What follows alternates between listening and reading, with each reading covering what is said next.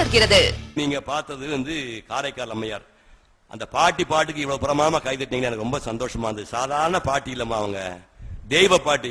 அவங்க உட்கார்ந்து இருக்காரு KPN நடராஜன் மனுஷன். அந்த பாட்டியோட அத்தனை பாட்டு 1935 அம்மா பாடின பாட்டை பூராத்தையும் இந்த மனுஷன் டேப் கார்டு வாங்கி வச்சு போட்டுட்டு இருக்காரு. இனி ஒரு KP சுந்தராம்பா இந்த மனிதனை பிறக்க போவதில்லை. நீ பெண்கள் சந்தோஷப்பட ஏன் வருத்தப்படுறீங்க? இன்னொரு KP சுந்தராம்பா பிறக்க போவதில்லை. நான் சவால் விடுகிறேன். 64 வயசு அந்த அம்மா பாடி இருக்கிறாங்க. நீ கேட்ட பாடல் அம்மா பாடும் 64 வயசு. யாராவது பாட முடியுமா சொல்லுங்க? ஏன் இன்னொரு பெண் பிறக்கவில்லை? அதெல்லாம் ஒரு அபூர்வ பிறவிகள். 1935 ஏழிசை மன்னன் தியாகராஜ பாகவதர் ஒரு படத்துக்கு 1000 ரூபாய் சம்பளம் வாங்கும் போது அந்த பெண்மணி 1 லட்சம் ரூபாய் சம்பளம் வாங்கினார். 1935 உங்க அம்மா பாட்டியே போந்திருக்க மாட்டாங்க. 1935 அவர் 1 லட்சம் ரூபாய் நம்ம சம்பளம். ஏழிசை மன்னன் தியாகராஜ பாகவதற்கு 1000 ரூபாய் சம்பளம். 1948 அவையார் படத்தில் நடிச்சாங்க அந்த அம்மா. 4 லட்சம் ரூபாய் பாசன் கொடுத்தார். இன்னைக்கு 40 கோடி ஒரு பட சம்பளம். 40 கோடி. ஒரு பெண்மணி, பள்ளிக்கூடம் போகாத பெண்மணி, பள்ளிக்கூடம் பார்த்ததே இல்லை நம்ம. சிலோன்ல போய் 10,000 பேர் முன்னாடி மைக்கிடமா பாடுவான். 10,000 போடு அப்படி பாடி அவரை விட ஒரு சாய் கூட பாடின SG கிட்டப்பாவை திருமணம் செய்து கொண்டு ஒரு 6 வருஷம் வாழ்ந்து விட்டு அவர் இறந்து போன பிறகு விதவியாக யாரையும் தொடமாட்டேன் என்று வாழ்ந்த ஒரு பெண்மணி.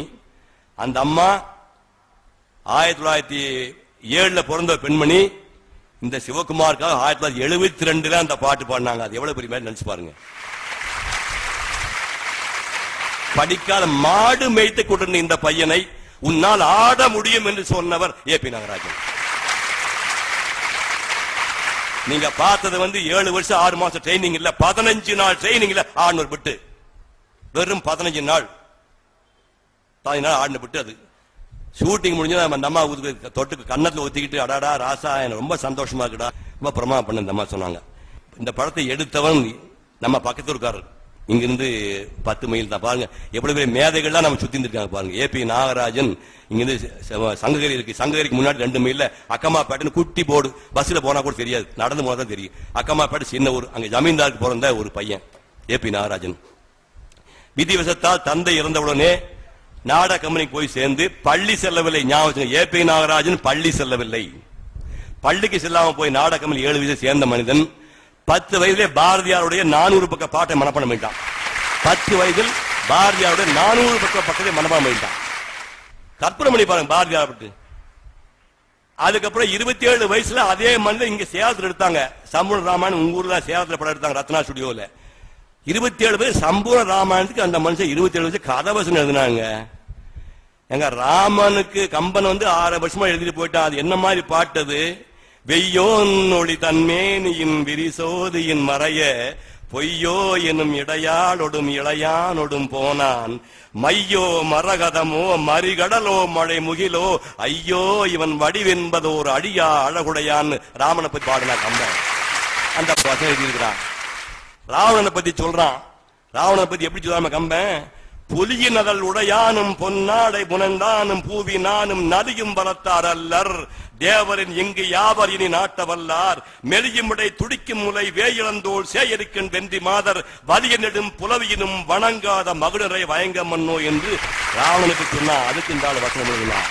அந்த மாபெரும் மேதை செத்து போன போது கம்பன் சொல்றான், முக்கோடி வாழ்நாளும் முயன்றுடைய பெருந்தவமும் முதல்வன் முன்னாள் எக்கோடி யாராலும் வெல்லப்படாய் என கொடுத்த வரமும் ஏனை திக்கோடும் உலகனைத்தும் செரு கடந்த புயவலியும் தின்று மார்பில் புக்கி உயிர் பருகி புறம் போயிட்டு ராகவந்தன் புனித வாடின்னு சொன்னா. அதுக்கு வசனம்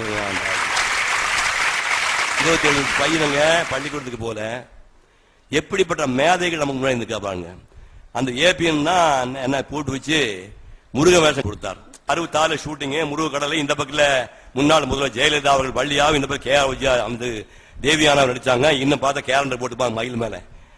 அந்த வசனங்கள்ல நீங்க அது கேட்டா அப்படி சுகமா இருக்குங்க. அது தேன்ல குழைச்சு கொடுப்பானுங்க. தேனு தினமான்னு சொல்லலாம். தேன் தினமான நிறைய வாத்தியாருக்கு தெரியாது, புதுசத்தோட சரி தினமா பாத்துக்கவே மாட்டாங்க. தினமா மஞ்சள் கலர் இருக்கு. நான் சின்ன பிள்ளையா இருக்கும் போது தை மாசத்துல மாவளை வைப்பாங்க. தினமா நல்லா இடிச்சு பொடி பண்ணி அதுக்குள்ள புளி பண்ணி திரி எல்லாம் போட்டு அவங்க தேன் ஊத்தி வைப்பாங்க, நெய் ஊத்தி விளக்க வைப்பாங்க. அந்த தேனு தினமாவை குழைச்சு சாப்பிட்டு பாருங்க என்ன விஷயம். அது போல இருக்குங்க AP நாகராஜ வசனம். கலைவாணியம் பாருங்க. கலைவாணி கருணாகரி கல்வி கரசி சொல்லின் செல்வி, கற்றவர் போற்றும் கலாதேவி, வித்தை படித்தவர் வணங்கும் வேதவல்லி, காவிய நாயகர்கள் பாராட்டும் கலையுலகின் நாயகையே, நற்சான்றோர் கருபுடியும் நாமகளே, வெள்ளை தாமரை பூமியில் அமர்ந்து வீணை மீட்டி பண்பாடி விவேகத்தை வழங்கும் அடிவருவே வணக்கம்னா. உடனே மகாலட்சுமி பக்தர் இருந்தா, திருவே திருவின் உருவே, திருவை உலகிற்கு அளிக்கும் திருமகளே, தினம் துதிக்கும் தொண்டருக்கு திரவியத்தை அள்ளி வழங்கும் திருவருளே, திங்கின்றி நாளெல்லாம் திங்கள் மும்மாறி வைத்து திக்கட்டும் செல்வச் சிறப்போடு செழிக்க வைக்கும் திருப்பெரும் வடிவே, திருப்பாற்றடலில் தோன்றிய திவ்ய பொருளே, நின் திரு மலரடி தொழுகின்றேன் வணக்கம்னா.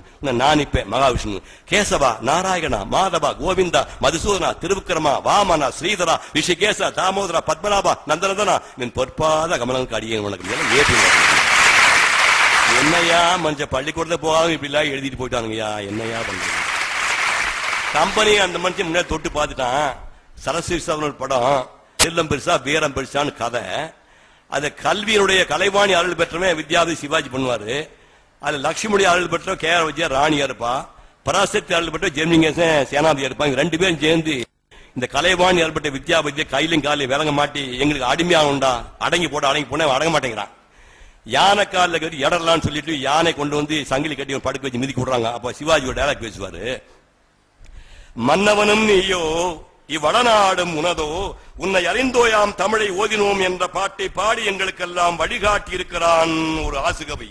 உன்னை போல் அதிகார ஆணவம் கொண்ட ஒரு அரசன் அலைபாயும் கடலை காட்டி கண்டீரா இவ்வாழியும் எமக்கடிமை என்றானாம். அதற்கு என்னை போல் ஒரு புலவன் உலகலாம் உமக்கடிமை நீரோ எமக்கடிமை என்றானாம். அம்மொழியை பொன்மொழியாக கொண்டு சூளுரைக்கிறேன், மண்ணும் விண்ணும் அறிய கூறுகிறேன், எண்ணும் எழுத்தும் அன்னை கலைவாணியை பாடுமை அல்லாது, காக்கை கடுகு தின்னும் மனு சடத்தை பாடாது, கல்வி செல்வத்திற்கு அடங்காது, வீரத்து பணியாது, உன் மிரட்டலும் நடக்காது. அப்படி மிரட்டினால் சுட்டெரிக்கும் என் சொல்லுக்கு உயிர் தப்பா. யானக்கால் கடியில் படுத்து சிவாஜி பேசுறேன். ராம்ராஜ் காட்டன் வழங்கும் என் கண்ணின் மணிகளுக்கு ஒரு சிறிய